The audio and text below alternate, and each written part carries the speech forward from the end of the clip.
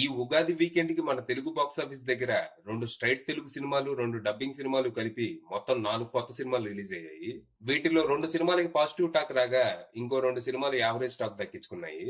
ఇక ప్రస్తుతం box office దగ్గర ఈ సినిమాల పరిస్థితి ఎలా ఉందని ఒకసారి గమనిస్తే, ముందుగా పాజిటివ్ టాక్ అందుకున్న సినిమాల విషయానికి వస్తే మ్యాడ్ స్క్వేర్ 2023లో వచ్చిన మ్యాడ్ కి సీక్వెల్ గా వచ్చిన ఈ సినిమా పోటీలో ఉన్న మిగిలిన 3 సినిమాల మీద కంప్లీట్ గా ఆధిపత్యం చూపిస్తూ ఈ ఉగాదికి ఆడియన్స్ కి ఫస్ట్ చాయిస్ గా మారింది.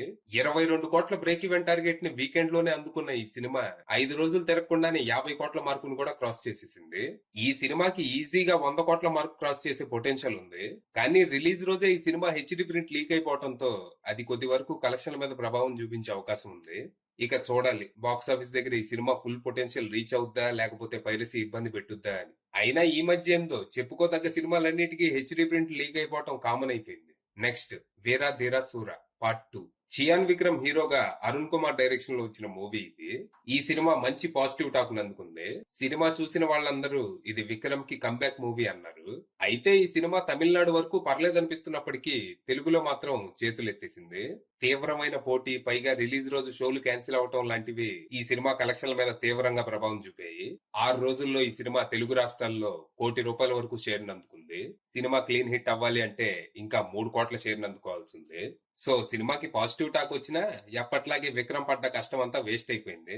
ఇక తమిళ వరకు చూసుకుంటే ఈ సినిమా ఇప్పటి వరకు 35 కోట్ల వసూళ్లను అందుకుంది. ఇక యావరేజ్ స్టాక్ దక్కించుకున్న సినిమాల విషయానికి వస్తే రాబిన్ హుడ్ దాదాపు 80 కోట్ల భారీ బడ్జెట్ తో భీష్మా లాంటి సూపర్ హిట్ కాంబినేషన్ లో వచ్చిన ఈ సినిమాకి మిక్స్డ్ టాక్ ఇంపాక్ట్ తో బాక్స్ ఆఫీస్ దగ్గర మినిమం ఓపెనింగ్స్ కూడా రాలేదు. 5 రోజుల్లో ఈ సినిమా ఇప్పటి వరకు 12 కోట్ల వసూళ్లను అందుకుంది. సినిమా జస్ట్ క్లీన్ హిట్ అనిపించుకోవాలన్నా మినిమం 55 కోట్ల వసూళ్లనైనా అందుకోవాలి. అది ఇంకా అయ్యే పని కాదు. Next L2 Empuraan. Malayalam industry వరకు రికార్డులన్నీ తిరగరాస్తున్న ఈ సినిమా తెలుగులో మాత్రం మినిమం ఇంపాక్ట్ కూడా చూపించలేకపోయింది. 6 రోజుల్లో ఈ సినిమా తెలుగు రాష్ట్రాల్లో 2 కోట్ల వరకు షేర్ అందుకుంది. సినిమా క్లీన్ హిట్ అవ్వాలంటే ఇంకా 4 కోట్లకు పైగా షేర్ అందుకోవాల్సి ఉంది. ఇది కూడా అయ్యే పని కాదు. మొత్తంగా 4 సినిమాల్లో ఒక హిట్, 3 ఫట్.